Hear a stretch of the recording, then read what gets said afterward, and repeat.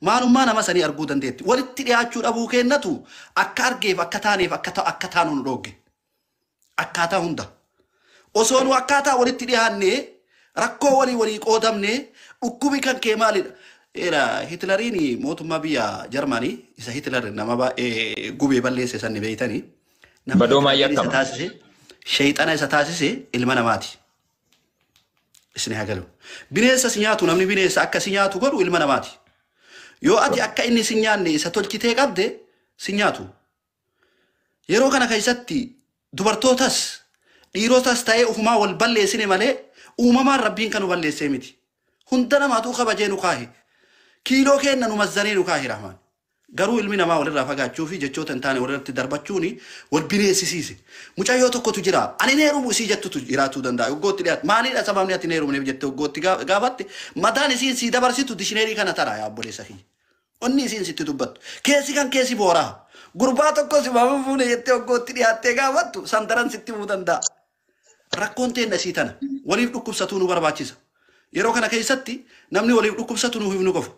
Wanni isin beekuu qabdan ijoollee. Nuti akka Oromootti akka sabaatti tokko wajji dhalannee wal malee homaan qabnu kan nu facaasee akka callee citteetti biyya keessa nu jiraachise hiyyummaadha. Gabrummaa biyya keenya keessa jiru. Wanni isin beekuu qabdan. Eenyumti jaalatee biyya ofiirraa kan bahin jiru. Haadha jaalatuu fi abbaa jaalaturraa. Eenyumti jaalatee bultii ijaaratuu kan jibben jiru. Ijoolleen keenya kan shamaraa yeroo baay'ee wanti ani isinii gorsu haadha gaarii ta'a. Obboleessa keenya damma daamuu kan jedhu kana ol deebise obboleettii tiyya. Haadha gaarii ta'uudhaaf mee hamma dandeette tokkoon isa madaa isa darbe dhiisi. Isa kaleessaa isa darbe dhiisiitti biqiltuu isa boru akkamitti dhaabaa sammuu kan kee keessa kaa'e. Isa boru biqiltuu firee gaarii naa biqilchuu naa irraa muradhu tokko akkamitti dhaabaa. Dhaga'i. Isa murame dhiisi. Isa cabe dhiisi. Isa gubate dhiisi. Isa boru akkamitti dhaabaa. Gaaddisa gaarii godhachuudhaaf firee gaarii isarraa murachuudhaaf oomisha gibbii kootii bareechisuudhaaf akkamitti dhaabuu qabaa jedhiiti sammuu kan kee keessa kaa'e. Yoo jedhu biqiltuu dhaabuu biqiltuu sitti hin fakkaatin. Faman lama yaariif bilishaaraaf hafuu dambaarraa jedhan. Biqiltuu isa mukaa siin jedhaan jiru kan jireenya keetii akkaataatti dhaabdu kaayadhu siin jedhe. Dhiiras ta'e shamaras ta'e. Dhagaye. Haawwatiin keenyaaf abbootiin keenya gaafa bultii ijaaratan qabeenya irratti hin ijaaranne.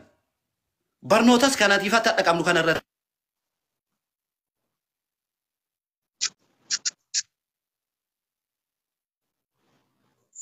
Maikii cuftaniittu.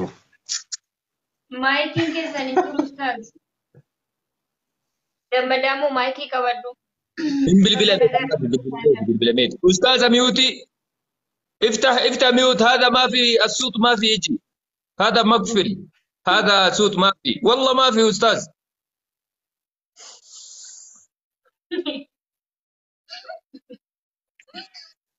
أستاذ سوي افتح هذا ميوت بالله عليك والله أستاذ هذا مشاكل يجي وتعال Ustaz بعد Mame. أيوة Mame.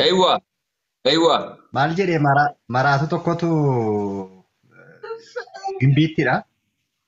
Gimbiitti ibsaatu bade beektaa. No intiniitu bade bishaantu ji'a tokko badeennaani uummanni hedee gabbee yaa'ee hiriira beennaani maraatuun dhaabbatee ilaaleettu ayi jedhe maal jennaani kan kun hundi maraachuu jiru qofaan maraadhee. Sagaleen hin jiru. Amma jira. أما جرى أستاذ أما جرى Maal jechuudhaaf Amma jira. أما جرى أستاذ أما جرى maal jechuudhaaf Mucicha kana أما جرى أستاذ أما جرى mucicha kana oseenee jennaan kana kan biyya sodaate. أستاذ عليه مرتين تعال ويجي عليه صوت اثنين سقالي دي بيارة جديد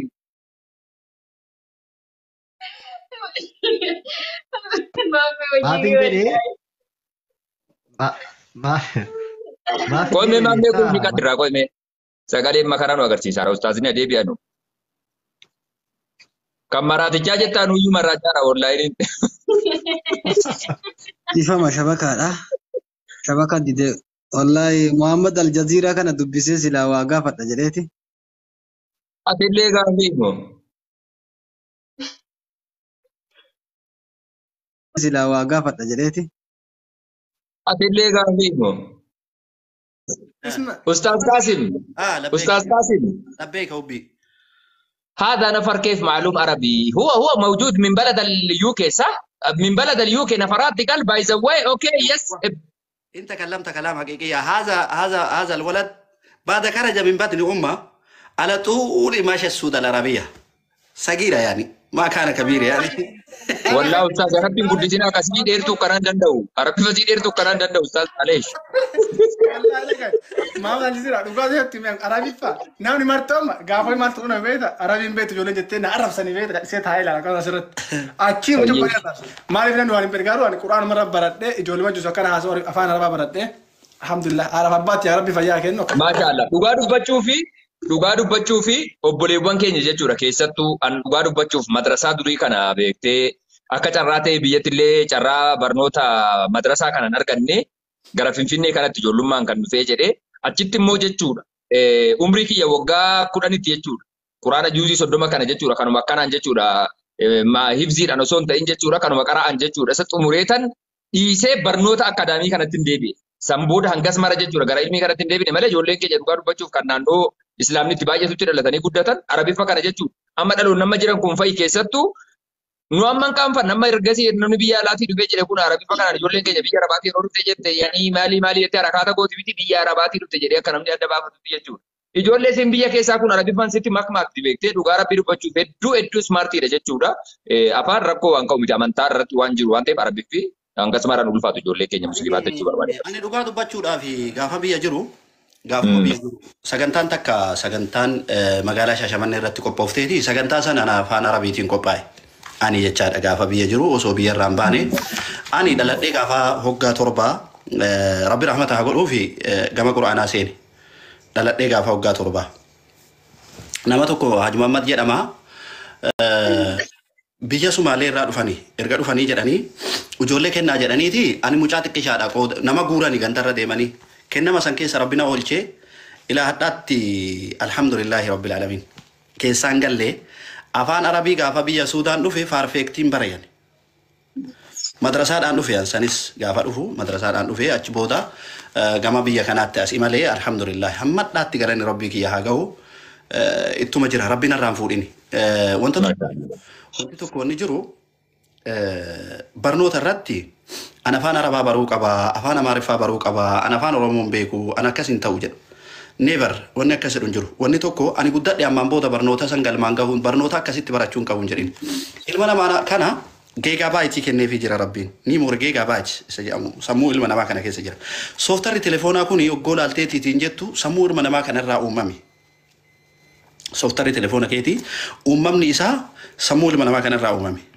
sanii miti ijaaramsi manaa ijaarumsummaan manaa kuni haala ilma namaatiin uumame bakka itti seenuun qaba bakka irraa baatuun qaba akkaataa itti seentu qaba oomishni mana keessa jirus akkuma oomisha mal'umaa kan keessa jirutti keessa jira kiciinaa jira bootaan raftu jira bootaan midhaan yoggoo nyaatte taa'us akkuma jiru san kalaqni hundi ilmi namaa kuni ufumarraa koppii godhee uume wanni kana jedhuufi geegabaayit ni morii namaaf kenname qaba rabbiin kan nama hundaafuu kenne qaba wamaayyuu waliin dabarsine rabbiin subhaanallah ilma namaa kanatu doomsa geegabaayitii isaa kana ni doomsa akkamitti doomsa waa barachuu dhabuudhaan ani hin danda'u waan san jedheeti hamilee isaa cabsa hamilee bakka ergama qaba kan waa ergatu pulitoosii jira kan ergamu sammuu ilma namaa kana keessa pulitoosiitu jira kan waan kana godhi jedhee isa ergutu jira ergaa san maaliidhaan doomsa waan kana hin danda'u jedhee doomsa laamshaa dhufa ergaan sun gaafa keessa isaatti laamsha'e atammaan booda guddattee geettee jirtaa ilmaan guddisuu malee gahee biraan qabduuf hin jedha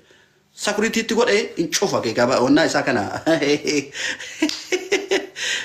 sakuriitiitti godhee cufa bakka barnoota isaa neebar akkasii miti alilmu min almahdi ilallaati barnoonni kamiinuu haa ta'u gaafa garaa haadha kan keetii irraa buute irraa kaasee haga gaafa qabrii seentuutti baratuu dandeessa ashaabonni gurguddaan Abubakr Siddiq radiyallahu anhu wa yarda Umar ibn Khattab radiyallahu anhu wa yarda gurguddaan suni daa'imummaa irraa quraana baratanii hadiisa baratanii dhufne haga umrii isaanii gurguddummaa keessa baratanii waan hadhan uun itti deemaan kana nuuf ergaa godhanii deeman wanni isin beekuu qabdan as deebi ija qabaachuudhaaf ija gurraan dhagahuu qofaan hin barattu sammuudhaan baratta yeroo baay'ee sammuu kan kee barnootaaf yoo kennite ni baratta barnoota kamuu afaan kamuu ni baratta fakkeenya hoo isinii kaa'e fagoo asaabaa bira deemuu warroota gurguddaa bira deemuu dhiisi as kottu as deebina shamarreen teenna gaafa biyya isiitii baatu gaafa haadhaaf abbaa ofii biraa baatu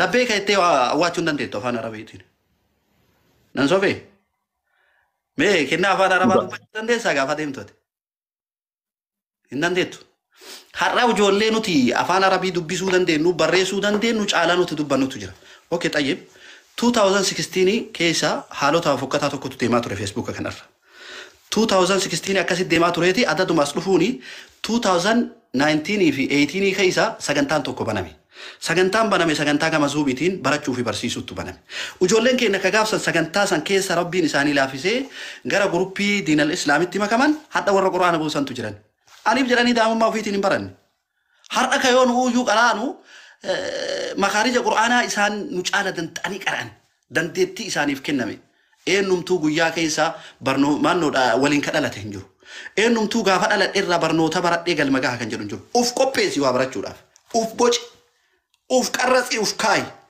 ani waan baradha ani eenyu gadi jecha jedhu sammuu kan keessa kaayi hin baradha beekuu qaba jedhi lammeessaadha wanti baay'ee wanti ijoollee keenya tokko hin baratanii hedduun isaanii hin baratanii maatirikii fudhatanii ministirii fudhatanii kolleejjii keessaa baanii yuunivarsiitii keessaa baanii xumura ribaadha rakkoon nama keenya bira jiru waa dubbisuu dhabuudha faquutu ruuhii arwaahul ma'aanii jedha shaa'ireen kitaaba isaa keessatti akkuma garaan kan kee nyaatatti hajamu sammuun kan keellee waa dubbisuutti hajamu waa dubbisuu yaalii godhi waa dubbisuu yeroo hunda sammuun kan kee ka ittiin qaramuuf ka ittiin bocamuuf ka ittiin guddatu Muhammad hin deebisiin ka ittiin guddatuuf ka ittiin bocamu dhagaartaami waa dubbisuu keessatti sammuun kan kee bal'ataa deema nama yaadu taata yookaan xaasaan kuniif kuni waliin gitu kana keessaa dhugee jira kana keessaan dhunne kuni nan qaba kanama sagalee dhageessisa shuuf dimsaalle sagalee qaba inni kun oggoon dhommose kun hin qabu maaliif beekumsa qaba kun waatu keessa jira ilmi namaas kan barnootaan sammuun isaa guutame akkana guutamaadha bakkuma argetti akka argen ta'u kabajaa qaba adeemsa isaa keessatti dubbii isaa keessatti jireenya isaa keessatti inni kunoo duwwaan waan isa fayyaduuf waan isa hin fayyadnes addaan baafateen beeku isinii galami abbaan waan arge sirratti darbatuuf akka arge si godhus akka arge dubbatus hin guutamne waa barnootaan jechaadha guutamuu ta'uudhaaf ufumaaf guutta chaarjar godhatta telefoona kan kee wayita inni chaarjarii fixate maal goota dhattee itti sakkaatee chaarjar godhatta sammuun kan keessa hoggaa hidhate dhaqiitii uf chaarjessi barnootaan uf chaarjessi jireenya kan kee keessatti siif galee yoo ofiif dadhabde mee nama waa beeku wayi bira dhaqiitii nama waa beeku kana wajjiin diksasii godhe irraa naqqali ilmiin ilaalcha qofaanii miti naqliidhaan dhufti beekumsi namarraa fuudhama Sigale sammuu kan kee qofaanii waluma kaatee nama waa dubbatuuf nama waa murteessuu miti nama guddaa jala taa'e dhaggeeffadhu waa baradhu kanaafuu waa baradhaa ijoollee keenya rakkoon keenya guddaan bakka kanatti jira barnootatti jabaadhaa amma baay'een isaanii kitaaba tokko fuudhanii dubbisuu caalaa sa'aatii 24 telefoonaan haasa'utu isaanii dhiyaata telefoonaan haasa'uun kun rakkoo maalii akka nutti fidu beeyna maal fida barnoonni hoo maannuu dabala waa dubbisuun hoo maannuu dabala achi keessatti akka filaaltani dhugaa rabbii isinitti hima dhaggeeffadhaa ijoollee keenya keessattuu kan shamaraa waa baradhu yoo waa baratte yoo waa dubbifte yoo waa dhaggeeffatte yoo wanna jette ilma namaatiin walii galtee jireenya uumta jireenya kan kee uumuu caala diinagdee kan kee kan qabattu yoo waa baratte akkaataan ati deemtu yoo barnoota hin qabne akkaataa mallaquma dalagattu kana akkaataa ati qabdee itti fayyadamtu hin beektu namoota keenya dhugaa rabbii isinii hima oromoon qabeenya qaba uumaman qaba namoota keenya dhugaa rabbii isinii hima oromoon qabeenya qaba uumaman qaba maaltu qabeenya isaatti isa fayyadamuu dhooge beeytu maaltu biyya isaa bareedduu san keessatti jireenya isa dhooge beeytu barnoota dhabuudha dhaggeeffadhaa isinii hima barnoota dhabuudha dhagee barnoota dhabuu isaa kana keessatti barnoota isaa kanaan as bahee akka beekamuuf hin goone takka uf dhossa maaliidha wanni dhossa eenyuun sodaata maaf sodaata eenyutu isaa wali ambiyoo Beekum san qabne beekum sakan keetiin beekamtii argata biyya Oromaa deeme. Beekum sakan keetiin beekamtii argata. Oromoon nama digirii. Assalamu alaikum warahmatullah. Kanaafuu Kam jirtan? Sagalee kana saamana biraatu. fayyaadha beeku. Maammeetti ishee godhime kenna waan dhukkuba mucattii silaa irratti yaada wayiin qaba. Ishee akka qofa barbaacha osoo hin taane. Mucattii wayii asirratti mucattii wayii qaama saalaatiin dhiiga bahaa jira. Baay'ee dhukkubsatti jettee akka gargaarsa godhamuuf asirratti yaada kaaftee ture sila. Maammee kuush kun hin dhaggeeffata. Maammeen barbaada ittee ol galtee dubbatte yaada kan. Namni gaafa dhufee waa asirratti dhiyeeffatu namuma nama fuuldura jirutti waa dhiibsata beektanii dhiifama wajjin sagalee jiran bira bakki yaa cufi ulaa. Waan kun maammeen akka nama tokkootti nama gargaaraa ture. Har'a iddoo fedhee jiraatu kiisii isaatii baasee hin gargaaru. Mucattiin kun ilmoo durbaati. Hin dhukkubsatti. Kophaa kootii dandeettiin itti dhabe jettee asirratti fiddee dhiyeessite mucattiin. Asirra nama 200 kabaabii jira yeroo san. Ani maammee irraa jibbaa biraan qabu. Garuu akka obboleettiitti ana natti dhaga'ama. Mucattiin ifatamtee baate mana kana. Mucattiin dhukkubsattu biyya jirti. Maali? Viidiyoo waraabiiti natti ergi lakkoofsa akkaawuntii ishii wajjiniin nama maxxansaa fi miidiyaa koorratti jechuun himaaf dadhabe. Birri mucattiin mana yaalaatti gaafatamte birri 200 fi wayii 250 jette mucattiin gimmitiitti. Birri guddaatu miti kaleefuu guuraa jirani warra kalee dhukkubsateefuu. Kiisii baasii gargaarii namni hin jedhuun ilma namaa kanaan. Jechuun abbaa rabbi isinii kenne gargaaraa fi du'aa illee godhaa fi jedhame lakkoofsa akkaawuntii barbaadamee maxxanfamuu fi qabeenya ishee irra. Yoo inni waliin nuyi isa jedhu akkaataan itti wal malee waa qabnu rakkoon teena guddoon maali akka ta'e isiniif hima. Walii tasgabbaafuu dhabuudha. Walii fofsuu dhabuudha. Maaltu dhibee laata nama kana? Maaf waan kana jedhe laata jennee waliif xiinxalluu dhabuudha. Muhammadis yoo taate fagoon jiru as nu bira ture. Dhugaadha. Waa hedduu gargaaraa ture. Muhammad rabbiin sadarkaa isaa olaa fuudhu hedduu hojjetaa ture. Isa kana Muhammad maa kana ta'e akkanam goone osoo hin taane Muhammadis beeyta yookiin tiktoka isaa qabdaa keessaan barreessitee nambara kanaan na dubbisette gaafachuu dandeessaa sagantaatti qabnee gargaaruu dandeenya. Kawaa namaaf ta'u dubbii duratti dubbadhe tokko keessatti ilmi namaa waa tokko namaaf ta'uu hin danda'u jedhe. Yoo sammuu keessa keettanii dubbadheen ture. Ani waa namaaf godhuu hin danda'u jedhe waan rabbi naa godhe san waan rabbi godhi jedhe san irraa godhuu danda'a malee kophaa kootti lafumaa ol ka'ee dandeettii qaba qabeenya qaba jedhee waa namaaf godhuu hin danda'u jecha jedhu kaa'ee ture. Qadar. Ustaaza dhiifama wajjin mucayyoo rabbii haa fayyisu. wanti hin jiru aamin mucayyoo rabbii haa hafiu rakkoon iddoo sanaa miti. Ani amma maammeen maaf hin gargaarre hin jenne. Maammeen mucattii kana jireenyi ishee bakka akkasiiti. Dhibeen ishee kana. Sinigalee waan biraa miti. Akkaawuntii ishee qofa osoo maxxansee fi gahee mataa ofii bahe khayrii mataa ofii dalagate. Maallaqa kiisii baasu hin jenne. Akkuma inni kana dura nama gargaaraa turetti beekna malee maammeen akka haasaa isaa kanatti hin tolle. Waa gargaarsiisuu fi gargaaruu dhiisa wallaahi. Waan biraa dhiisa. Ani haasaa irraa keessatti natti hin tolle. Akka obboleessa. Beekna akkanatti. Ani qaasii mina beektani. Mucattiin kunis kiyyaadhaan beeka. Isa kanas nan beeka. Garuu rakkoo keenya waliif hin beeknu. Dhuguma kuni waan saba keenyaati. Waan keenya fudhadhaa. Baaddaa kan baraa tana tawaaqni nutti baachise rabbitu nutti fedhe. Wallaahi lazi. Fudhu hin didini Oromoo wannuma fedhetu gala malee. Tokkoffaa rakkoon keenya beeki hundi kan kee ni rakkanna. Gaafa rakkanne nu ol jira jennee nama achi jirutti fiinna. Nama nu ol jirutti fiinna. Dhugaadha wal qabnaaf walitti fiinna. Akkaataa san akkamitti furmaata itti goona. Gaafa rakkoo keenyaatiif akka nam tokkootti gurmoofnee akka ejensii tokkootti ejensii biraan qabnu yoo inni biraan qabnu qayi masqalii biraan qabnu wal qabna maal kaayannaa walitti dhufnee wal mari'annee beeyna akka sabaatti. Waa kaayannee lafaa qabna akka sabaatti. Jijjiirama ta'u inuma kadhanna bara maraa inuma boonna bara maraa dhukkubsataa finna beelaa finna dheebotaa finna biyya finna waa'ee haga yoomiiti hiyyummaan kun maalidha? Qabeenya qabnaa beekumsa qabnaa akkasii yoo qabnaa yoo tuuliitii akkuma waan sabni biraa addunyaa kana irratti Oromoo kana hin geenyeeti. Saba hedduu uume rabbiin keessaa oli kasaa Oromoodhaa olii dhaggeeffadha. As kotta yeroo guruppii godhanna hin ijaaramna akkaataa waa itti wal qarqaarru godhanna yeroo ma hunda ijoollee teenna tabiyya hambaa keessa deemte haadhaa fi abbaa ofii gatte jireenya ofii ijaaruu dhiifte bultii ofii ijaarachuu dhiifte hammaamaa hambaa dhixxu dolcheedhaaf shiringiidhaan irraan fuunu. Waan irraa fuunu kana dhageeffadhaa. Olobaa'ii gurguddaa dirasii walitti qabne dhiisi. namoota kanneen dhiisi olomaa gurguddaa walitti qabne olomaa otiin keenya gizema isaan du'an istaadiyeemiin guunnu gizema isaan du'an qofan boonnu akkaataa isaan itti yaalamanii fi akkaataa jireenya isaanii har'aa akkaataa biyya jiru kana hunda keessatti ijaaramne mana hospitaala tokko guddaa dirjiitii islaamaa tokkoon biyya keessatti godhanna jecha jedhu kaayee ture. Maaliidhaaf rakkataa keenya achirraa baafnee jireenya isaa baasuu dandeenya. Jarana gizamara kadhachuun nutti tiree hin jiru. Wallahi TikTok kana dheessee jiraan. Yoo quba qabaattan hin dheesse maaliif dheesse? Yaa rabbi akkana sii haa godhu akkana godhi jenna gaafa mara.